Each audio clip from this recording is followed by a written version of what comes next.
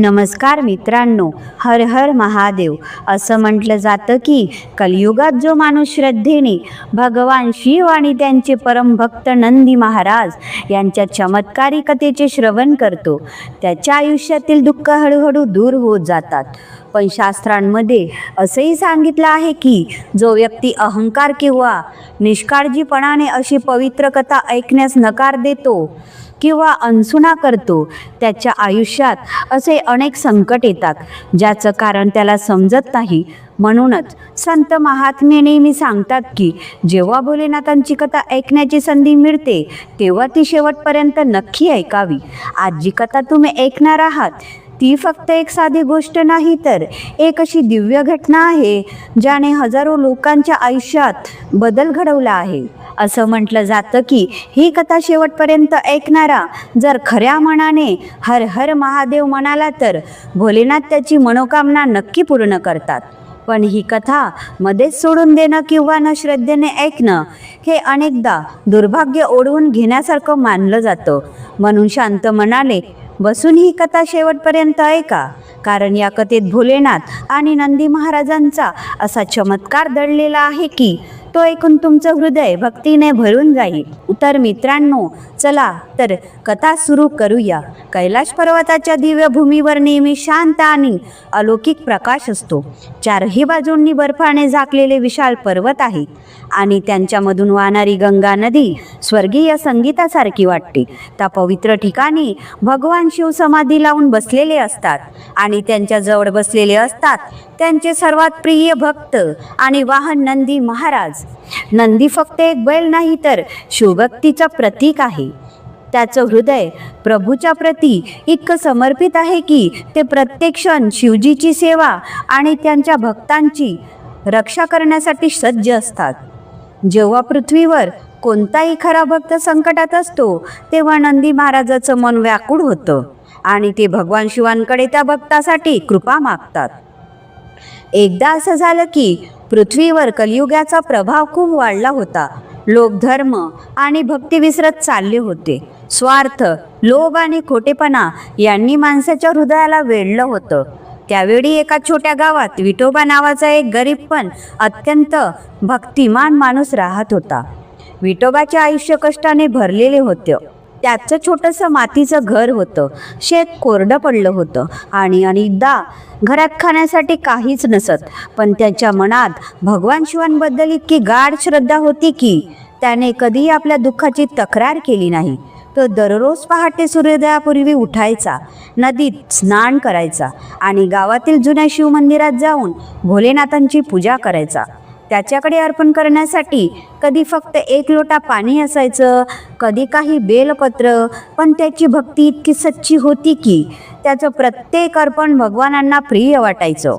गावातील अनेक लोक त्याच्या भक्तीला समजू शकत नव्हते. ते अनेकदा त्याचा उपहास करायचे आणि म्हणायचे की जर खरंच देव असते तर विठोबाची गरिबी कधीच दूर झाली असती. पण विठोबा फक्त हसून म्हणायचा की माझे भोलेनाथ सर्व काही पाहतात आणि जेव्हा त्यांचा वेळ येईल तेव्हा सर्व काही ठीक होईल.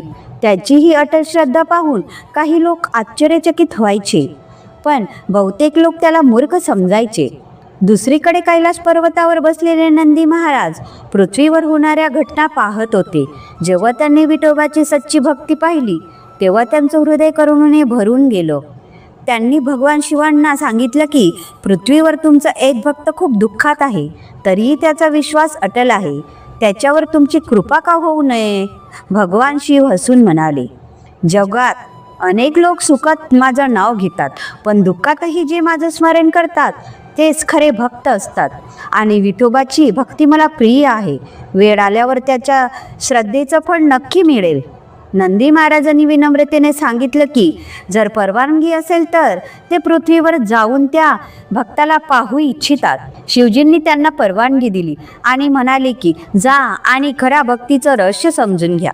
नंदी महाराज ताबडतोब पृथ्वीवर निघाले. जेव्हा ते त्या गावात पोहोचले तेव्हा त्यांनी पाहिलं की विठोबाचं आयुष्य खरंच खूप कठीण आहे. त्याचं घर मोडकळीस आलं होतं, शेत कोरडं होतं आणि अनेक दिवसांपासून घरात नीट जेवणही झालं नव्हतं. तरी तो सकाळी मंदिरात पोहोचला आणि पूर्ण प्रेमाने शिवलिंगावर जल अर्पण करू लागला. तो डोळे बंद करून प्रार्थना करत होता की, हे भोलेनाथ, मला इतकं बळ द्या की कोणतीही परिस्थिती आली तरी मी तुमचं नाव कधी सोडणार नाही. नंदी महाराज हे ऐकून भावुक झाले आणि विचार करू लागले की जगात असे भक्त खूप दुर्मिळ असतात. तेवढ्यात गावात एक श्रीमंत व्यापारी आला. त्याने मंदिर पाहिलं आणि गावकऱ्यांना सांगितलं की हे मंदिर खूप जुने आहे आणि याची जागा जर बाजार बनवली तर गावाचा विकास होईल.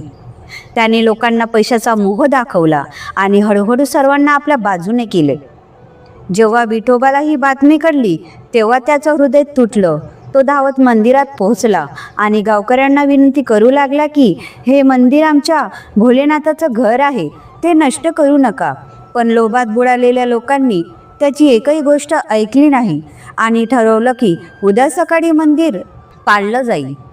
त्या रात्री विठोबा मंदिरातच बसला आणि शिवलिंगासमोर रडत प्रार्थना करू लागला की प्रभू, जर माझी भक्ती खरी असेल तर या मंदिराची रक्षा करा.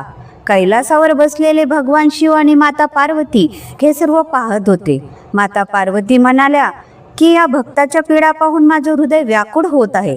शिवजी शांत स्वरात म्हणाले की आता वेळ आली आहे की जग खऱ्या भक्तीची शक्ती पाहिल. दुसऱ्या दिवशी सकाळी जेव्हा गावकरी मंदिर पाडण्यासाठी जमले तेव्हा अचानक एक अद्भुत घटना घडली. मंदिराच्या दरवाजावर एक प्रचंड पांढरा बैल प्रकट झाला. त्याच्या शरीरातून तेज निघत होतं आणि त्याच्या डोळ्यात इतकं दिव्य प्रकाश होता की कोणालाही त्याच्याजवळ जाण्याची हिंमत होत नव्हती. लोक घाबरले आणि मागे सरकू लागले. विठोबाने जसाच तो बैल पाहिला तसाच त्याच्या मनात विचित्र शांती भरली आणि तो ताबडतोब जमिनीवर पडून म्हणाला, हे नंदी महाराज, जर तुम्ही खरंच भोलेनाथांचे दूत बनून आला असाल तर या मंदिराची रक्षा करा. त्या क्षणी आकाशात जोरदार गर्जना झाली आणि असं वाटलं जणू स्वतः महादेवांची शक्ती तिथे उतरली आहे. गावातील सर्व लोक भय आणि आश्चर्याने थरथरून कापू लागले. मंदिरासमोर उभा असलेला तो प्रचंड पांढरा बैल शांत होता, पण त्याच्या शरीरातून निघणारा दिव्य प्रकाश संपूर्ण वातावरणाला प्रकाशित करत होता. लोकांना समजत नव्हतं की हे साधारण बैल असू शकत नाही. त्याच्या डोळ्यात इतकं तेज होतं की जो कोणी त्याच्याकडे पाहायचा त्याच्या मनात अचानक भय आणि श्रद्धा जागी व्हायची. विठोबा जमिनीवर डोकं टेकून रडत प्रार्थना करत होता की हे भोलेनाथ, जर हे तुमचे प्रिय नंदी महाराज असतील तर या मंदिराची रक्षा नक्की करा. तेवढ्यात गावाचा तो श्रीमंत व्यापारी पुढे आला ज्याने मंदिर पाडण्याची योजना आखली होती. त्याने लोकांना सांगितलं की हे सर्व फक्त योगायोग आहे. एका बैलामुळे आम्ही आपलं काम का थांबवू?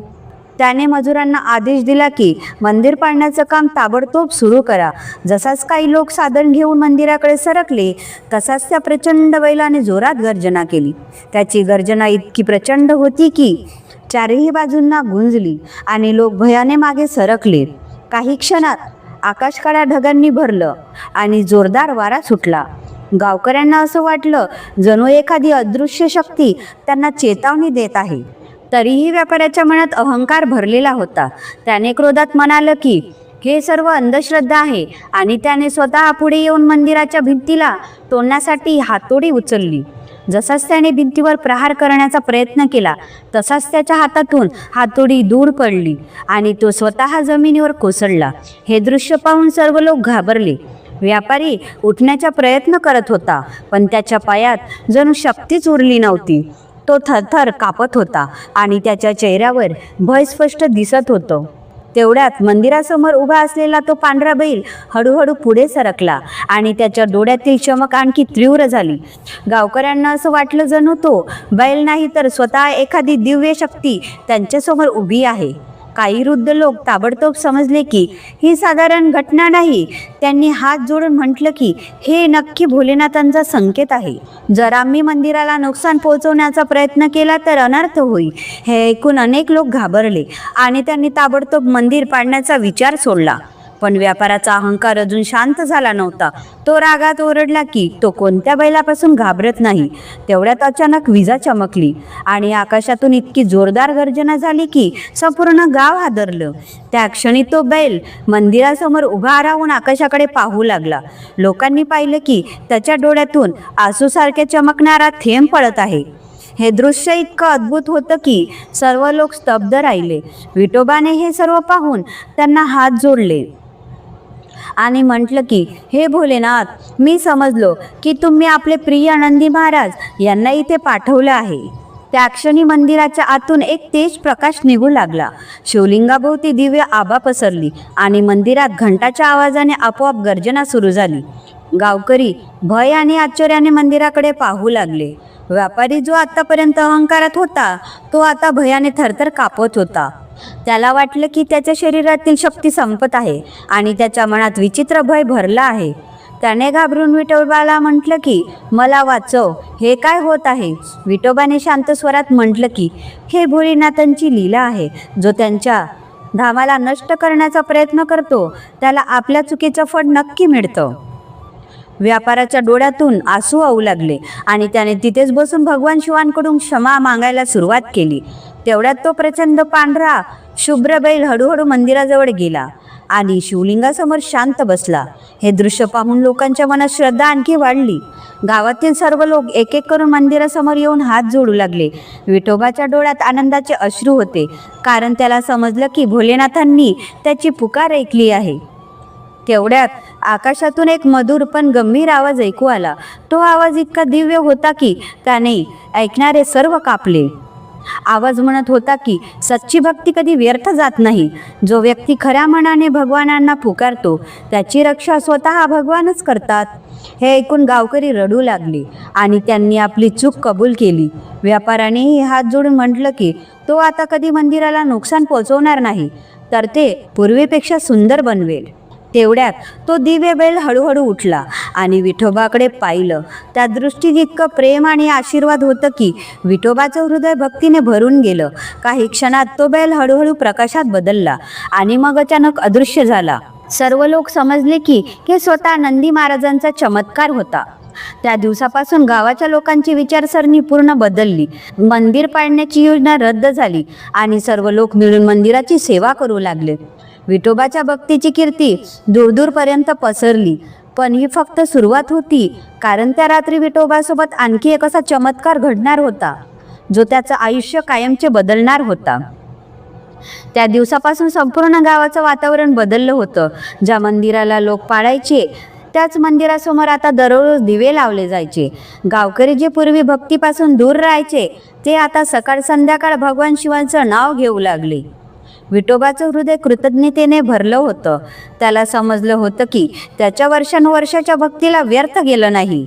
ज्या रात्री नंदी महाराजांचा तो चमत्कार घडला त्या रात्री विठोबा मंदिरात बसून खूप वेळ शिवलिंगासमोर ध्यान करत राहिला. त्याच्या मनात फक्त एकच भावना होती की त्याने आयुष्यात कधी भगवानांकडून काही मागितलं नाही, पण तरीही भोलेनाथांनी त्यांची पुकार ऐकली. रात्र खूप खोल गेली होती आणि चारही बाजूंना शांतता पसरली होती. मंदिरातील दिव्याची हलकी ज्योत शिवलिंगावर पडत होती आणि वातावरण एक अद्भुत पवित्रता जाणवत होती. विठोबा हळूहळू मंदिराच्या कोपऱ्यात बसून ध्यान करू लागला. तेवढ्यात त्याला असं वाटलं जणू मंदिराच्या आत पुन्हा तोच दिव्य प्रकाश पसरत आहे. त्याने डोळे उघडले तर पाहिलं की शिवलिंगाच्या वर हलकी आभा दिसत आहे. त्या क्षणी मंदिराबाहेरून हळूहळू घंट्याचा आवाज ऐकू येऊ लागला. विठोबाचं हृदय जोरात धडकू लागलं. त्याला समजलं नव्हतं की ते स्वप्न आहे की सत्य. काही क्षणात तो दिव्य प्रकाश आणखी तीव्र झाला आणि मंदिरासमोर पुन्हा तोच प्रचंड पांढरा बैल दिसला ज्याला त्याने सकाळी पाहिलं होतं. विठोबा ताबडतोब उठून जमिनीवर दंडवत पडला आणि म्हणाला, हे नंदी महाराज, मी धन्य झालो की तुम्ही पुन्हा दर्शन दिलत. त्या क्षणी त्या बैलाच्या शरीरातून एक तेज प्रकाश निघाला आणि मंदिरात चारही बाजूंना पसरला.